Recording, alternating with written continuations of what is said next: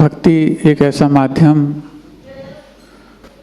जिसके द्वारा हमारा जीवन न सिर्फ निर्मलता को प्राप्त करता बल्कि अभिमान को पहचानने का अवसर पाकर के उसको समाप्त तो नहीं तो कम से कम क्षीण करने का प्रयास तो अवश्य करता।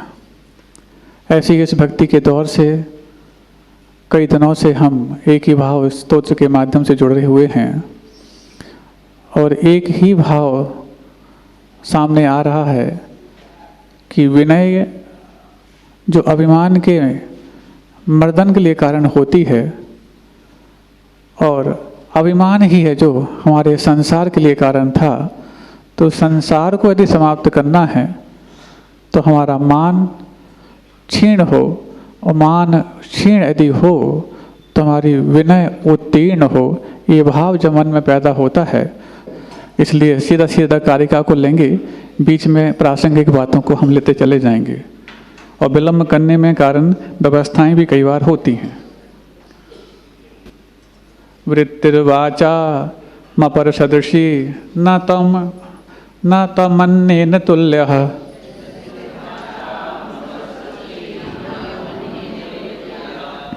वृत्तिर्वाचा मपर सदृशी न तमन्नेन तुल्यः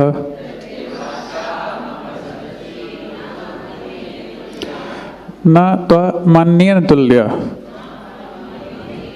स्तुत्युद्गारा कथमिव ततस्त्वय्यमी न क्रमन्ते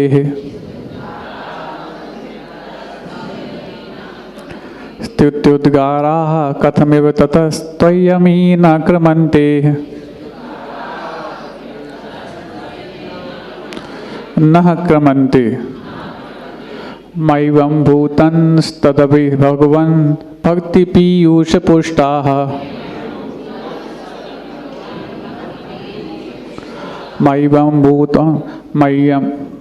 भुवंस्तदपि भगवन् भक्ति पीयूष पुष्टाः ते भव्यानाम् अभिमतफलाः पारिजाता भवन्ति ते भव्यानाम् अभिमतमता फला पारिजाता भवन्ति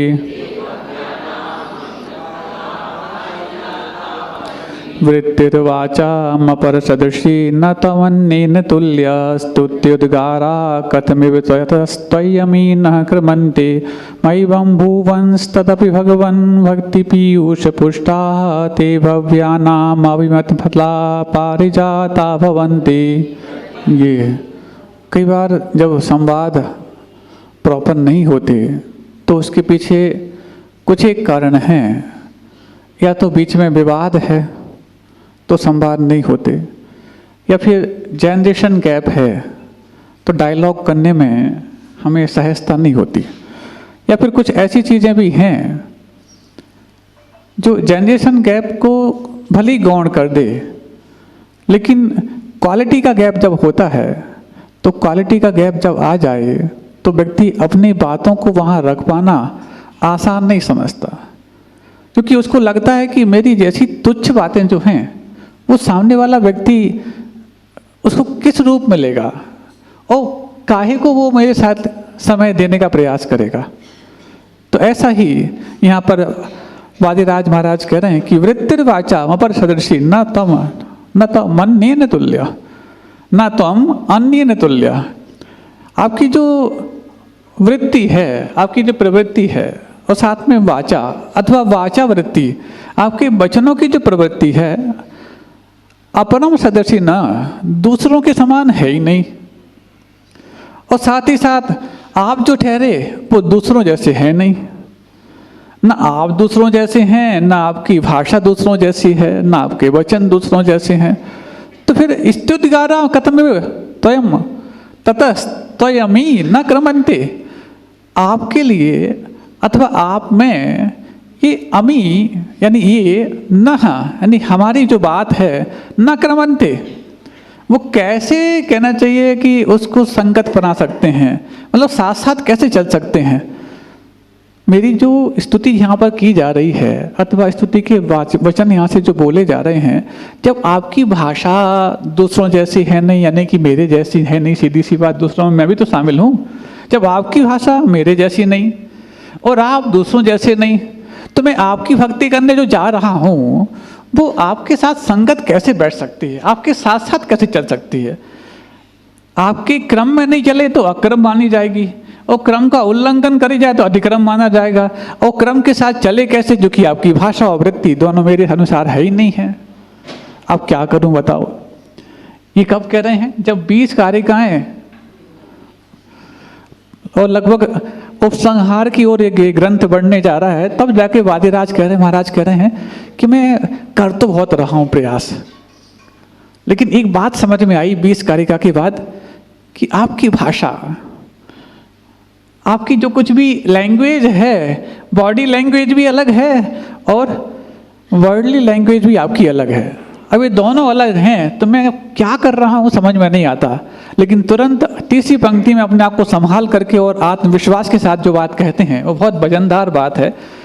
माँ एवं भूतम, भले ही ना हो आपकी भाषा आपकी जैसी, कोई बात नहीं, मैं आपकी स्तुति कर नहीं सकता, कोई दिक्कत नहीं, आप दूसरों जैसे नहीं हैं, कोई बात नहीं, मैं भी आपके जैसा नहीं, कोई बात नहीं। इसके पहले जबकि कहकर आए थे कि आपका स्वरूप और मेरा स्वरूप एक जैसा है, लेकिन यहाँ पर पहले अध्यात्म की बात थी, यहाँ पर आगम के अनुसार वो कह रहे हैं कि भले ही आप मेरे जैसे नहीं हैं, माँ एवं भुवन, भले ही ना हो ऐसा, कोई दिक्कत नहीं, तदपि भगवन, फिर भी भगवन, भक्ति पीयूष पुष्टा, ये जो भक्ति रूपी अमृत से पुष्ट जो मेरे वचन हैं, क्या ते यानी यो स्तुति उद्गार, भव्यानाम अभिमत फला पारिजात भवंती, जो भव्य जीवों के जो इच्छित मत है उसके लिए पारिजात तुल्य हो जाते हैं। पारिजात का अर्थ होता है कल्प वृक्ष, क्योंकि कल्प वृक्ष वो वस्तु है जिसके सामने जो कल्पना करो वो आपको उपलब्ध हो जाता है। तो मेरे जो भक्ति से भरे हुए अमृत रूपी जो वचन हैं, क्योंकि वैसे तो मेरे वचन नश्वर हैं, लेकिन जब वो वचनों को आपकी भक्ति का प्रसाद मिल जाता है तो वचन अमृतमयी हो जाते हैं, और ऐसे अमृतमयी वचनों को जब मैं आपकी भक्ति से भर करके बोलता हूँ तो मैं जो चाहूँ वो मुझे मिल जाएगा। अब मैं मांगू क्या? एक तरफ तो विश्वास है कि मैं जो चाहूँ मुझे मिल जाएगा, कल्प वृक्ष मैंने प्राप्त कर लिया भगवान, अभिमत फला पारिजात भवंती, जो किसी की मन में कोई भी बात आ जाए वो पूरी कर सकता है इस भक्ति के माध्यम से। लेकिन भगवान, जब मैंने 20 कारिकाओं में आपसे कुछ पाया नहीं, आपसे कुछ पाने की इच्छा की नहीं, अब मैं लास्ट में अपनी कृति तो कराऊंगा नहीं क्यों? मंगौली वाले वो संहार चल रहा है और अभी इनने घोषणा भी कर दी, शायद व्हाट्सएप के माध्यम से की होगी, हमने तो अभी कुछ कहा नहीं था। फिर भी यदि आपकी इच्छा है तो रविवार आ रहा है, 26 तारीख तक हम रुके तो पिछली परिवर्तन हो ही जाएगा। अब 26 जनवरी की बात है। तो अब बात चल रही है कि ऐसी उस भक्ति रूपी अमृत से भरे हुए जो मेरे वचन हैं उसमें अवगाहन करके जब मैं कोई भी बात सोचूंगा, या मैं क्या, कोई भी दुनिया का व्यक्ति यदि ये काम करने लग जाए तो उसके वो सारे काम ऐसे पूर्ण हो सकते हैं जैसे कल्प वृक्ष के सामने कोई व्यक्ति कल्पना करके बैठ जाए तो पक्का है, उसमें कोई संदेह नहीं कि कल्प वृक्ष उसकी बात को पूरा न करे, वो अवश्य करता है। ऐसे अपने विनय के वचनों में भी वजन पैदा करना सामान्य व्यक्ति के वश की बात नहीं है। वो तो वही कर सकता है जिसके मन में कोई अपेक्षा ना हो, कोई सांसारिक इच्छाएं ना हो, किसी प्रकार की कोई चाह ना हो, और चाह यदि हो तो संसार को समाप्त करने की हो। संसार को बढ़ाने के लिए चाहें जितनी की थी वो तुम्हारे पुण्य से तुम्हें मिलें, लेकिन पक्की बात है तुम ज़्यादा पुण्य करोगे तब जाकर के तुम चाहोगे सांसारिक चीज़ों को निदान के रूप में मिल सकती हैं। कोई भी, ये संसार का नियम ही ऐसा है। कोई साहूकार के यहाँ तुम बड़ी चीज़ रखने जाओ और तुरंत उसको ब्याज समेत पूरा मांगो तो कोई देगा क्या? लेकिन तुम मान लो भूल जाओ कि मैंने बड़ी रखी थी कि छोटी, और छोटी मांगने जाओ तो तुरंत दे देगा, हाँ ले जाओ तुम्हारी ही है। ठीक ऐसे ही कर्मों के साथ भी है। तुम जो पुण्य कर रहे हो, जो भी शुभ भाव कर रहे हो, जितने भी सदुपयोग अपने जीवन को ले जा रहे हो, उससे तुमने इतना पुण्य मान लिया कि तुम मांगोगे नहीं तो तुम्हें इतना मिलेगा कि तुम शायद वो बट वृक्ष के बीज के समान अपनी उपलब्धियों को प्राप्त कर सकते हो कि बीज तो खसखस के दाने के बराबर है, लेकिन जब फल आए तो वट वृक्ष जो किलोमीटरों में फैलने वाला होता है उतना तक तुम्हें दिला सकता है। लेकिन जैसे ही तुमने मांगना चाहा तो तुम्हारा वट वृक्ष का पुण्य भी खसखस के दाने में निकल करके समाप्त हो सकता है, क्योंकि तुम्हारी इच्छाएं हैं कितनी इच्छाएं हैं। तुम सिर्फ मात्र सांसारिक उन सुख को चाहते हो जो प्रतिकार के बदले में मिलता है, क्योंकि सांसारिक इंद्रिय सुख जितने भी हैं वेदना प्रतिकार प्रविचार। प्रविचार का अर्थ वही नहीं है जो वासना के रूप में माना जाता है। प्रविचार को हम दूसरे अर्थों में लिखाएं तो इंद्रिय सुख के रूप में जाना जाता है। तो क्या है प्रविचार? वो वेदना प्रतिकारा इति प्रविचारा। जो वेदना जो मन में उत्पन्न हुई है, जो भी कष्ट हुआ उसका प्रतिकार करके हम अपने आप को सुख पा लेते हैं। मतलब जितना ज़्यादा हमें सांसारिक सुख चाहिए उसके पहले उतना ज़्यादा हमें कष्ट में होना चाहिए, तब तो जाके उस कष्ट का निवारण करेंगे, तब जाके लगेगा कि हाँ बहुत सुख हुआ। ज़्यादा प्यास लगेगी तब जाके पहला घूंट पीने पर तुम्हें अमृत जैसा लगेगा। इसका मतलब प्यास कष्ट है कि सुख है? तो आप तो बोलोगे कष्ट है, क्योंकि यदि प्यास का नाम सुख है तो खूब प्यासे रहो, सुखी हो जाओगे।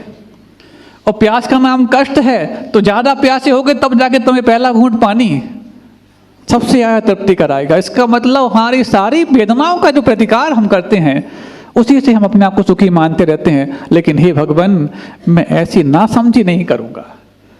अनंत काल हो गया मुझे नासमझी करते करते, भक्ति करके मैंने वो पारिजात के सामने कुछ ना कुछ मांग लिया और मुझे मिल गया। मुझे लगा कि मैंने अपनी भक्ति का फल पा लिया।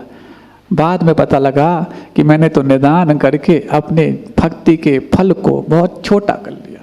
अब मैं कुछ नहीं मांगूंगा। ये तो मुझे विश्वास है कि आपकी भक्ति मेरे लिए पारिजात के समान निश्चित फल देने में समर्थ है, लेकिन मैं भी आपका ही चेला हूँ भगवान। अब मैं समझ गया हूँ तुम वैरागी हो, तो मेरे पास आपके प्रति राग करते करते इतना वैराग्य तो आ गया है कि मैं अब छोटी मोटी चीज़ों में नहीं इठलाऊंगा, न ललचाऊंगा। मैं तो अब वो काम करूँगा जो काम पहले आपने किया है। देर अबेर भले ही सही, लेकिन मैं भी वही कर बैठूंगा, क्योंकि आप तो सिद्धालय में जाके बैठ चुके हैं।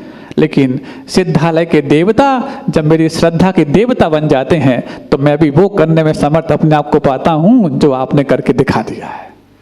ऐसा आत्मविश्वास सामान्य व्यक्ति के मन में हो जाए तो उसकी एक छोटी सी भक्ति भी, अरे जब मानतुम की भक्ति ताले तोड़ सकती, बाजीराज की भक्ति कुष्ठ को मिटा सकती, और भी अन्य भक्ति चाहे विषापाहार स्तोत्र के रूप में हो चाहे अन्य रूप में हो विष को दूर कर सकती, ये सारी भक्तियाँ कहने में लगती हैं कि मात्र किसी की स्तुति है, किसी की भक्ति है, किसी की चाटुकारिता है। ये चाटुकारिता नहीं है, बल्कि हमारे कर्मों को समाप्त करने की बहुत बड़ी ऐसी कतरनी है जिस कतरनी को आज तक हमने नहीं पाया था। दुनिया के तमाम विस्फोटक सामग्रियां तमाम चीज़ों को नष्ट कर सकती, लेकिन एक भी कोई ऐसा विस्फोट करके दिखा दे जिसमें कर्मों को नष्ट किया जा सकता नहीं, कोई नहीं कर सकता, कोई भी देश नहीं कर सकता। उस विस्फोटक सामग्री का नाम तो भक्ति है जो कर्मों को चूर चूर करने में समर्थ है। अब एक छोटी सी बात, क्योंकि जो भक्त होता है उसके मन में एक कई बार ऐसा लगता है कि मैं जिसके प्रति श्रद्धा रखता हूँ, जिसके प्रति भावना रखता हूँ, भक्ति करता हूँ, कहीं स्वप्न में भी उसके प्रति मेरी तिरस्कार की भावना आ जाए, अविनय की भावना आ जाए। छोटा सा दृष्टांत आपके सामने रखूंगा। एक सेठ जी ने एक मंदिर का निर्माण कराया और 20-25 वर्ष हो गए थे उस मंदिर के निर्माण किए हुए। बड़े भक्ति भाव से भगवान की आराधना करते, और होता भी स्वाभाविक सी बात है, क्योंकि जब भी हम कोई अपने द्वारा चीज़ तैयार कराते हैं उसके प्रति जब सांसारिक वस्तु भी क्यों ना हो तो उसके प्रति एक अटैचमेंट हो जाता है। तो फिर भगवान को विराजमान कराया हो, जिनालय खुद बनवाया हो, तो उनके प्रति अटैचमेंट ना हो, ऐसा संभव कैसे? जब छोटी सी रोटी बनाते हैं, कच्चे भी बन जाए तो लगता है कि अपनी बनाई कच्ची पक्की रोटी भी अच्छी लगती है, लगती नहीं लगती बताओ? हाँ, आप भले ही अच्छा बनाना सीख गए हो, लेकिन जब बचपन में थे अपनी कुचैया बनाने के बाद भी उसका स्वाद अलग ही आता था। तो ऐसी जब छोटी सी तुम्हारी कोचैया भी अलग ही टेस्ट देती थी और दूसरों के पकवान भी फीके लगते थे, नखरे दिखाते थे। तो ऐसा जब कुचैया इतनी तुम्हारे लिए सुख देती है तो तुमने तो कुछ नहीं इतना उच्च काम कर लिया कि तीर्थ का निर्माण का लक्ष्य ले लिया। और जब तुम्हारा तीर्थ बनकर के सामने आएगा तो दूसरों को तो ललचाएगा ही ललचाएगा, लेकिन तुम ये हमारे जीवन में घटित हो गई। पता नहीं कितने जीवनों बाद तुम्हारे लिए तीर्थ को बनाने का सौभाग्य मिला होगा। इतिहास को उठा के देखो, हो सकता है कभी मिला भी ना हो सकता है तुमने कभी मंदिर बनवाए या नहीं बनवाए,